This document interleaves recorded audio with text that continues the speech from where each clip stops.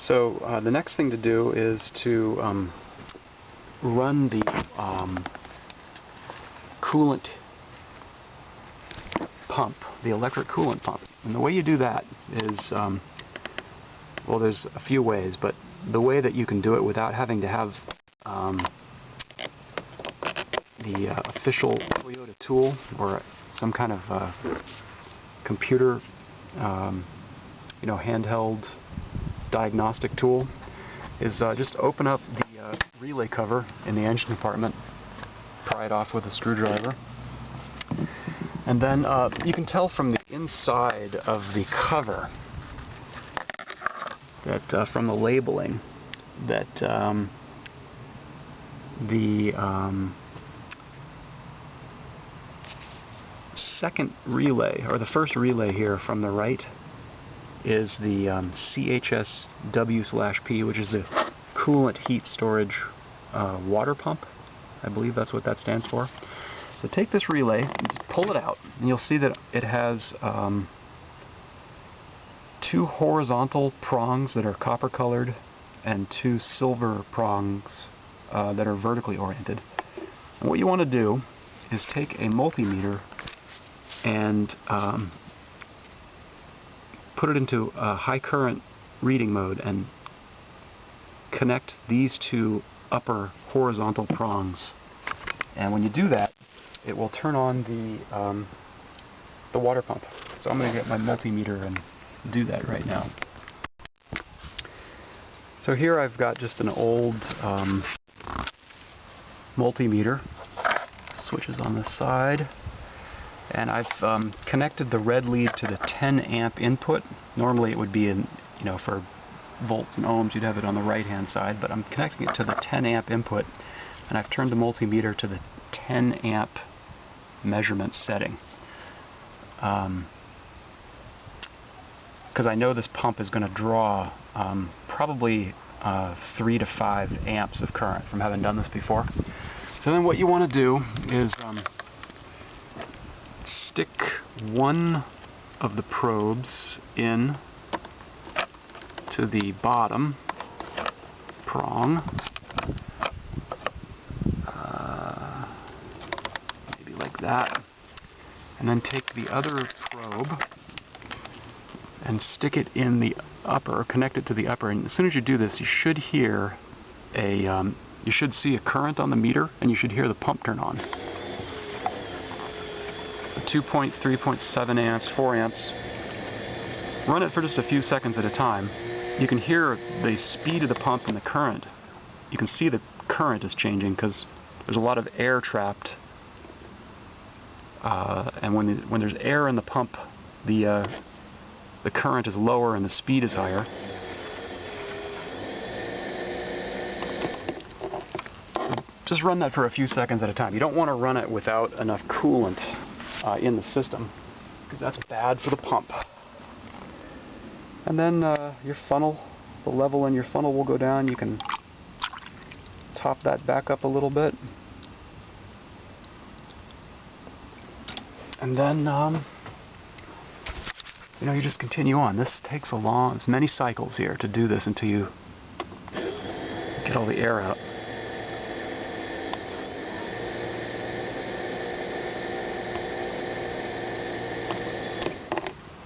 So as I'm running the pump, the coolant pump, the level in the funnel goes down as I run it. It seems to be pretty helpful in getting the air out of the system. So I'm just filling up the funnel, and then you just turn on the pump. Of course, now the level's going down all by itself, which is great. That's good.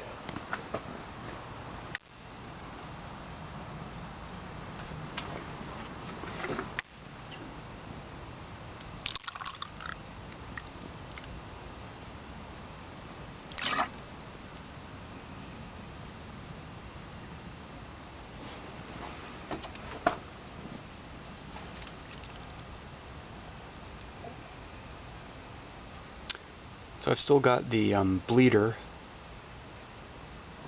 open on the right-hand side of the radiator, and that seems to be helping. So this is the last of the first gallon in, which is great.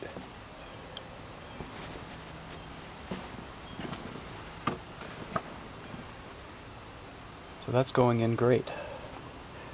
Let me just check down here to make sure that there's not a lot of coolant leaking out past the tubing on the bleeder, but I don't think so. I don't see it. So, get the second gallon of coolant. Open that up.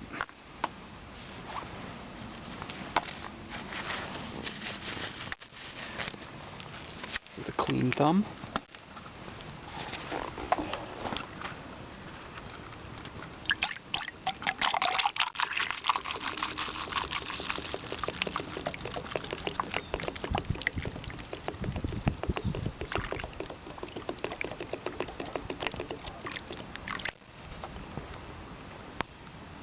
And that's still draining in pretty well.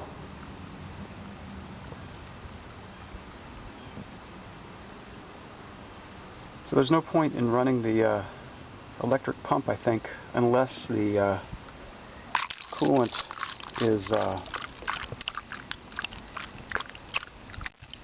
is not going in by itself. You know, if it's blocked by like a trapped bubble of air inside the system somewhere, then you want to run the electric pump for a few seconds to get it moving again.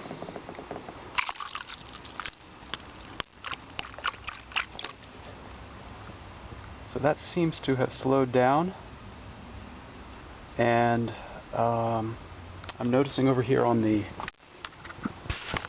tubing coming out of the bleeder valve that liquid has appeared there,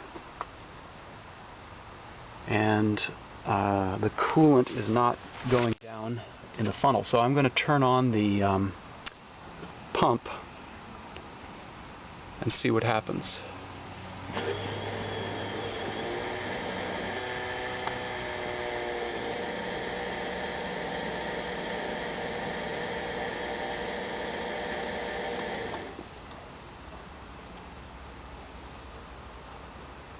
So I'm hearing bubbling sounds,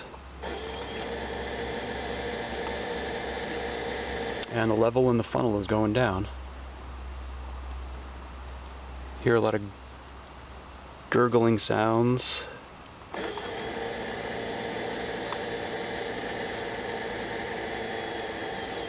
There. So that's good. So I will add more. Still got about, I don't know, at least a third of a gallon, I would say. About a third of a gallon still needs to go in. But it seems to be going in pretty well. You can see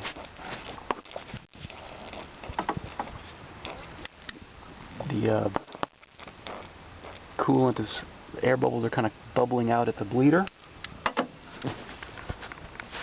And the level in the funnel is going down a little bit, so I'll run the pump.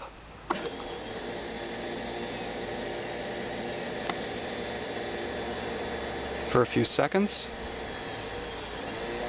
When you hear the pump slow down and the current goes up to 3.5 amps, that's when it's actually pumping liquid.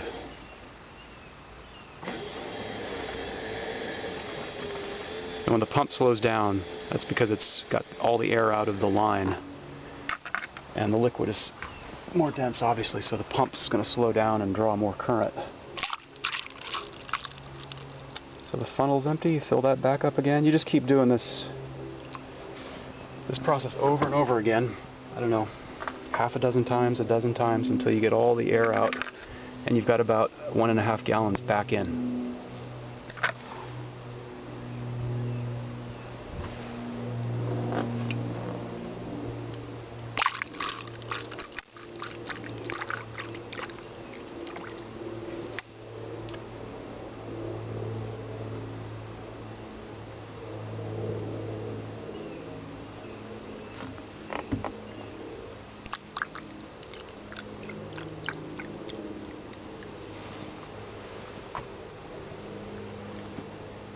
that's getting pretty close to 1.5 gallons. Yeah, and now the liquid has come out of the bleeder valve again and is rising up above the level of the bleeder valve. That's a good sign. That means the radiator seems to be full. And I'll turn on the pump again.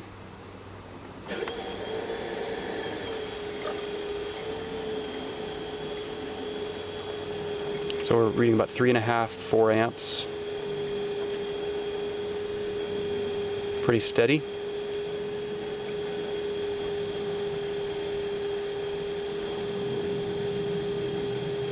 So that's sounding pretty good. I think you only want to run this pump maybe 5 or 10 seconds at a time. I'm hearing some gurgling. That's good.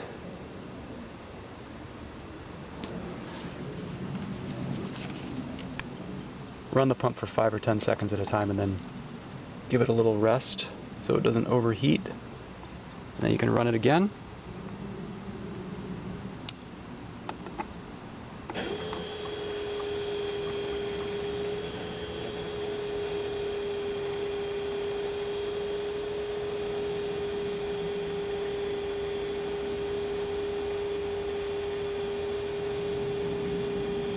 Yeah, that's sounding pretty good. Very steady current, no gurgling sounds when it's running. The level in the funnel is pretty stable. A couple of gurgles. You hear some gurglings at the bleeder valve and some bubbles coming out of the tubing, into the tubing there, so that's good. So we're probably just getting the last few bubbles out, and my gallon jug, my 2nd gallon jug, is about half full. So we are getting close to having replaced all the coolant that we drained out. Just actuate the pump a little bit more. Seems to be helping in getting the last few little bubbles out. 3.7 amps.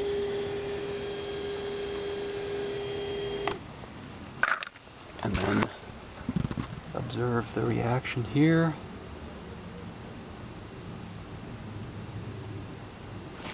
This time very few, not really, oh there's some bubbles, yep. A little bit of gurgling at the bleeder.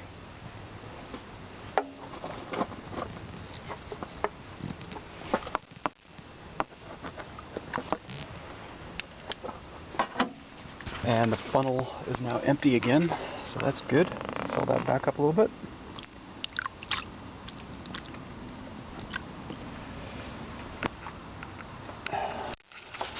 And then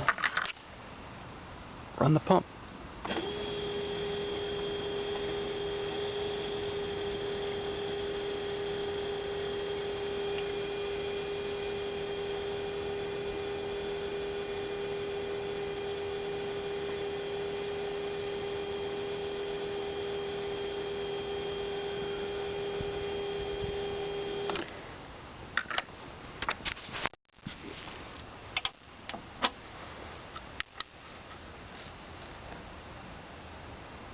And now I'm just looking to see if bubbles come out at the bleeder valve.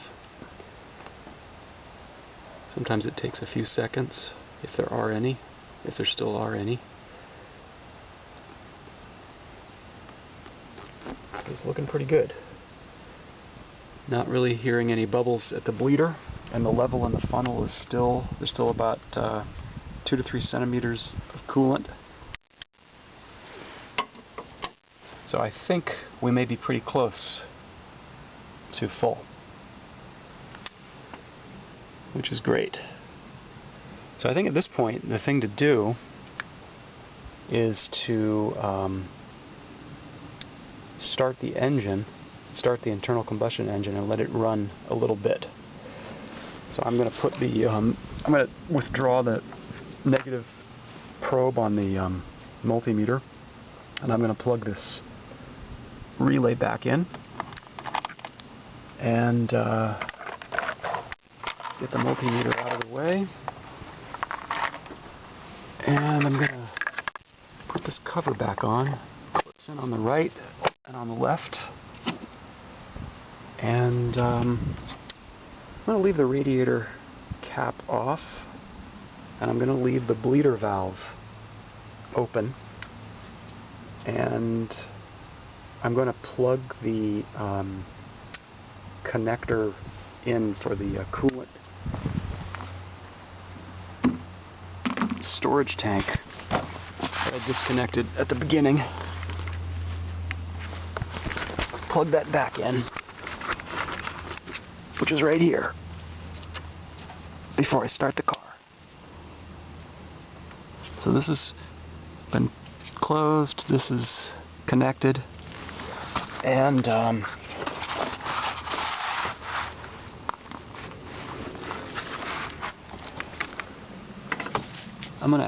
think I'm going to go ahead and close the bleeder valve just in case.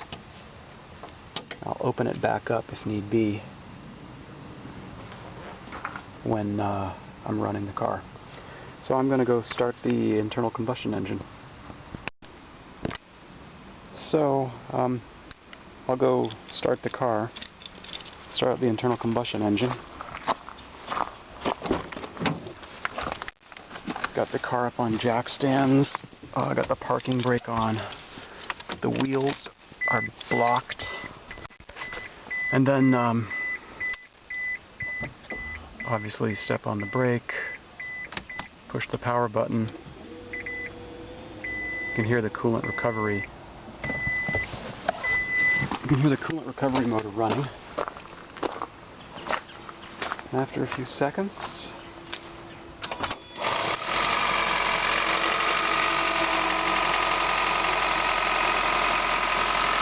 I'll just open up the bleeder valve a little bit.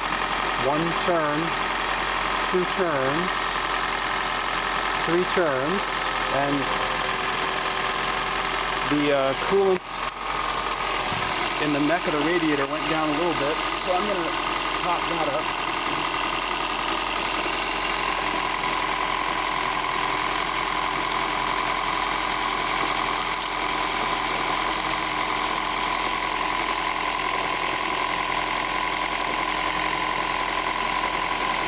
So that's stable, and I see coolant coming out at the bleeder, slightly above the level of the bleeder valve, which is good, and that's steady.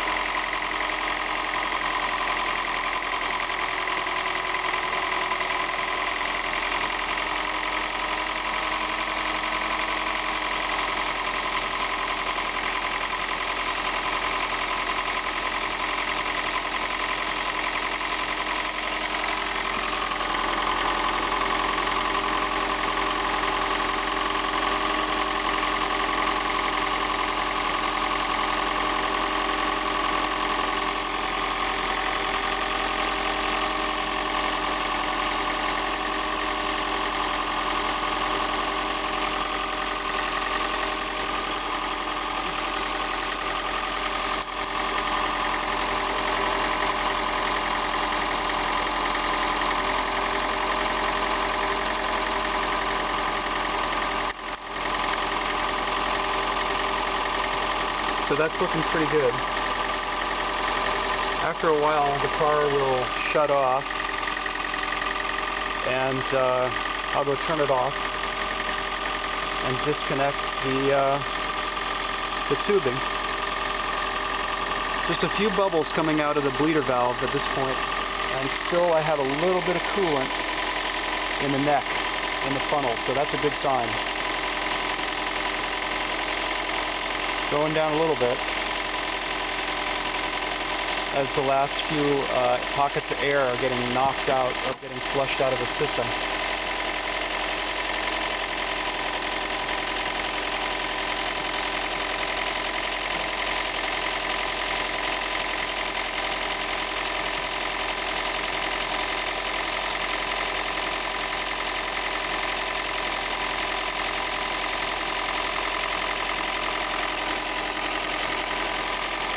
So just going down a little bit. I'll keep it keep the level in the funnel. Keep the level of coolant just above the. You want to keep the level of coolant just above the top of the radiator in the neck of the funnel. And the last few little, looks like the last few little bits of coolant are coming out.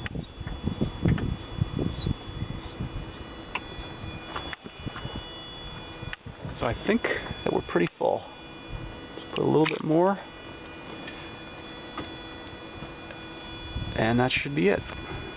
So I'll go turn it off and then put all the panels back on underneath. So I've still got a little bit of coolant in the neck of the funnel. So I'm going to put a towel at the bleeder and just turn the bleeder valve open. Oh boy, that's tight. Turn it open about, let's see, there's one turn, 2 turns, still nothing, 2.5, 3, and I'm starting to see the level go down in the funnel.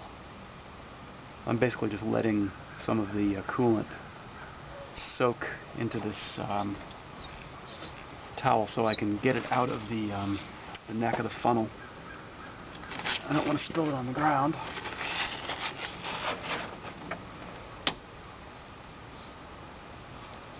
Takes about 3 turns for the bleeder to really open. Get that level down, and then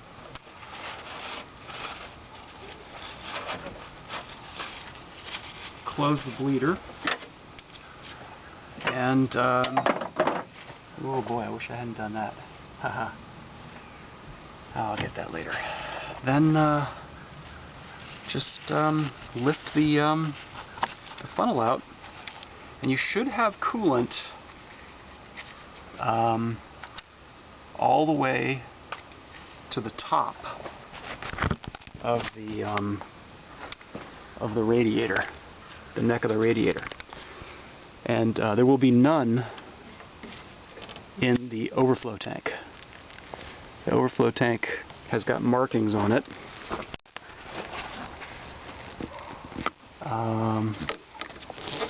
Right there and there for low and high, and it is empty now because we drained the system. So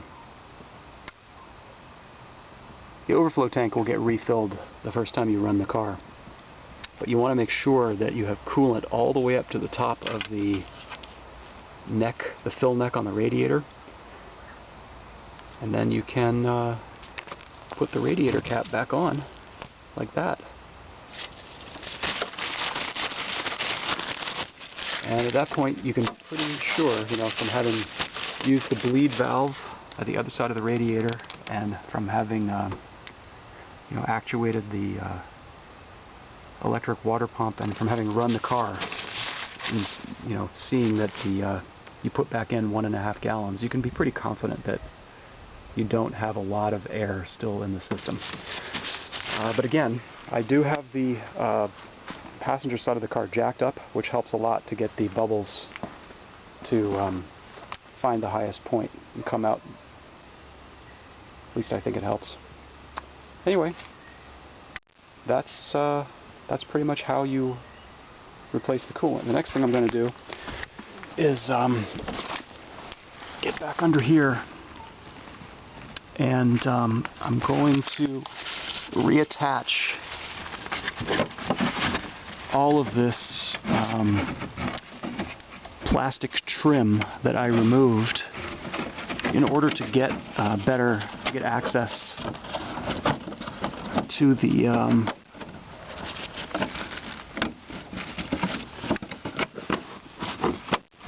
heat storage tank.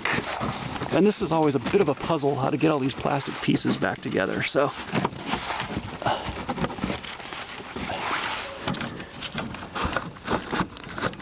which one goes under which one, that kind of thing is always a bit of a puzzle. And I can see over here that this guy going to need to be, probably go like that. So this clip actually is going to be on the outside. And I think this all goes like this. I'm guessing this plastic piece over here is going to actually go up and under like that, and like that, and like that. So, a bit of a puzzle to put it all back together.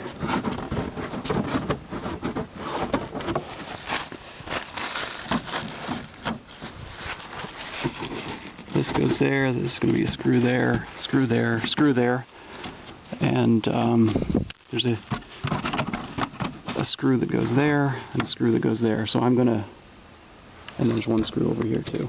I'm going to go put those screws back on. And this thing should be ready to go for the engine coolant. So this is the part where you have to put the all the little nuts and bolts that you removed back on the plastic. So I always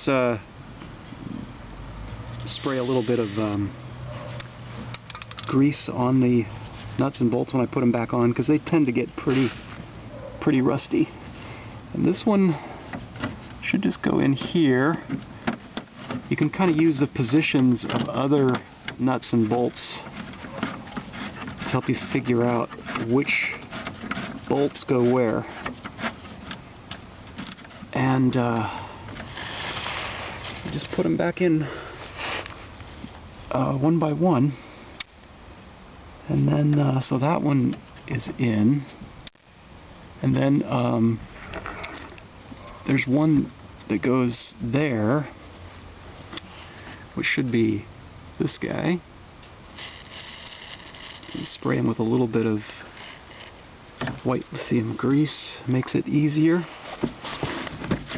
Just make sure everything's lined up right, and that should go in.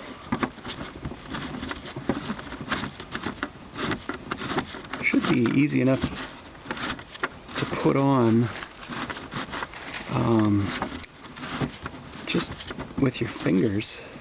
You can tighten them up, snug them up later with a 10mm wrench or socket and ratchet. But this should go on easy enough like that. This one back here is that's one of those plastic clips. These little guys. And these get broken really easily. You can buy replacements. They basically just pop in place. And let's see, I still got 5 more to go. 2 short ones and 3 long ones. And I think one of them is going to go here. Right here to hold the bumper cover to the plastic. And I'm gonna guess that's a short one.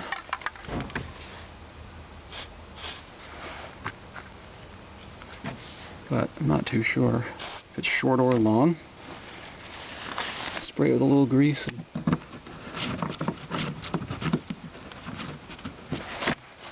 put it back in position. You can take your little ratchet, make sure you put it in tightening, and tighten that back up. It's probably good to leave all of them a little bit loose until you get them all in position. And then up here near the front of the car, there's one right there. I'm gonna put a little bit of grease on that. This one actually has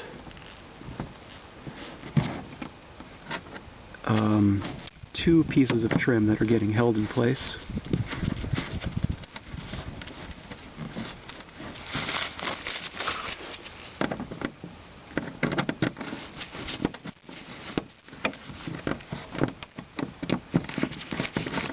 Yeah, that doesn't feel right. Let's make sure that the clip is there.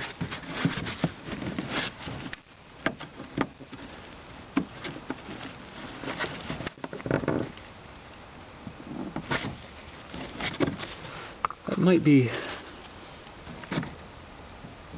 supposed to be one of the longer screws. Let me try a longer screw. Didn't feel like the shorter screw was gripping tightly. Let's see if this is better.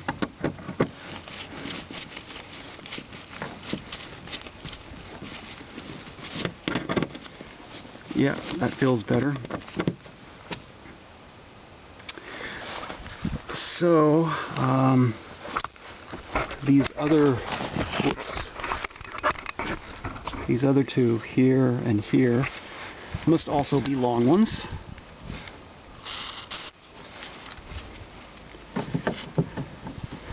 Put that in place. And the other one, the third one, is going to go here. I might not have actually needed to remove those in order to get this job done. Probably could have just left them alone, actually. Snug those up a little bit. Don't need to be very tight because you're just holding together two pieces of plastic trim. And if you tighten them up too much, you'll probably break the plastic. So that leaves one more screw, which is this kind of hidden one up here. And I'll just put a little bit of grease on this screw and put it up. Ooh, that one is hard to get to. Yeah, I might just put that one in the socket and use the socket to help.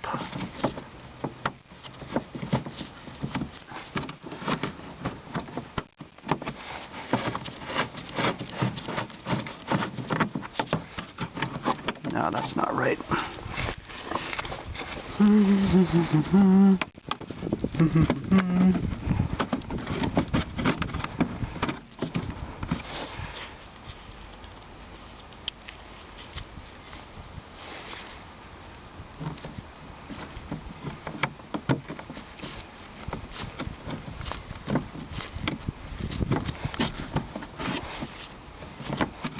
Can't quite see.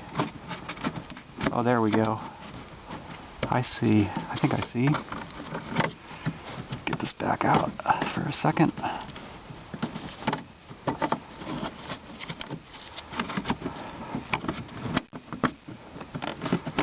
Yeah, there's a clip.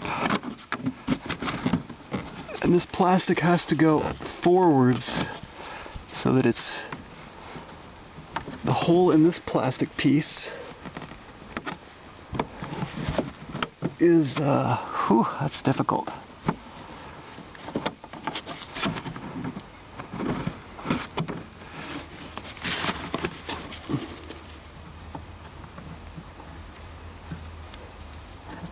This could be the hardest screw in the whole thing.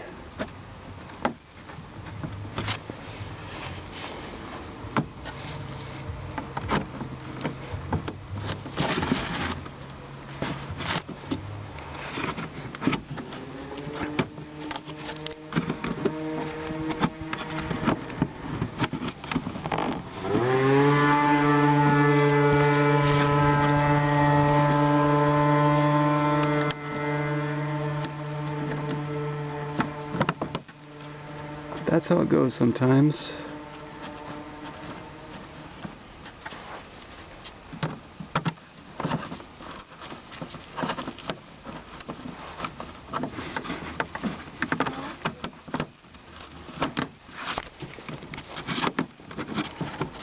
Quite feel right. I'm gonna guess that I've got the wrong. I need a long screw here. So I'm going to take this short one out and take this long one out.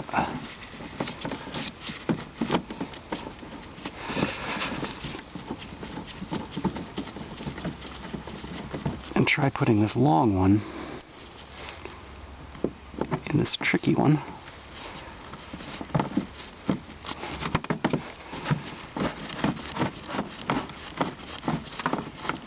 Until that feels good. Yeah, that seems right. And put the short one here, which is just a couple pieces of plastic being clipped together. Yep, I think that's probably right. Make sure all of these are not too tight, but snug.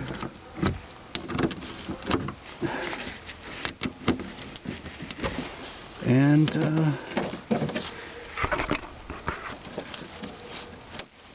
you haven't left any fasteners out.